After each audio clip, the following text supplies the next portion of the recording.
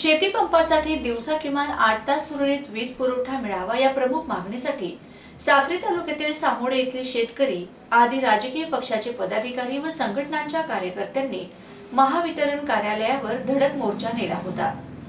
वीज पुरवठ्यात कोणतीही ठोस सुधारणा न झाल्याने शेतकऱ्यांनी हे आंदोलन केले होते। सामोडे परिसरातील शेतीपंपासाठी दिवसा किमान 8 तास सुरळीत वीज पुरवठा मिळावा या प्रमुख मागणीसाठी सामोडे येथील शेतकरी, विविध राजकीय पक्षाचे पदाधिकारी व संघटनांच्या कार्यकर्त्यांनी आक्रमक पवित्रा घेत महावितरण कार्यालयावर धडक मोर्चा काढला। संबंधित अधिकाऱ्यांनी यापूर्वी अनेकदा आश्वासने दिली असतानाही वीज पुरवठ्यात कोणतीही ठोस सुधारणा न झाल्याने संतप्त शेतकऱ्यांनी हे आंदोलन केले। गेल्या 2-3 वर्षापासून सामोडे परिसरातील शेतकऱ्यांना अनियमित वीज पुरवठ्याचा मोठा फटका बसत आहे। महावितरणच्या अधिकाऱ्यांनी धाडणे सबस्टेशनचे काम पूर्ण झाल्यावर वीज पुरवठा सुरळीत होईल असे आश्वासन दिले होते, मात्र धाडणे सबस्टेशन कार्यान्वित होऊन ही शेतकऱ्यांच्या पदरी निराशाच पडली आहे।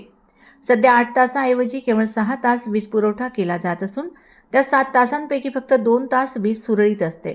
उर्वरित 4 तास सतत ट्रिपिंग होत असल्याने पिकांना वेळेवर पाणी देता येत नाही। त्यामुळे पिकांचे मोठ्या प्रमाणात नुकसान होत असून शेतकऱ्यांचे आर्थिक नुकसान वाढत आहे।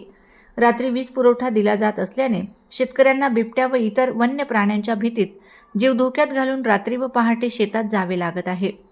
कोणतीही जीवितहानी होऊ नये म्हणून दिवसा सकाळी 9 ते सायंकाळी 5 या वेळेत 8 तास 3 फेज वीज पुरवठा देण्यात यावा अशी ठाम मागणी शेतकऱ्यांनी केली आहे।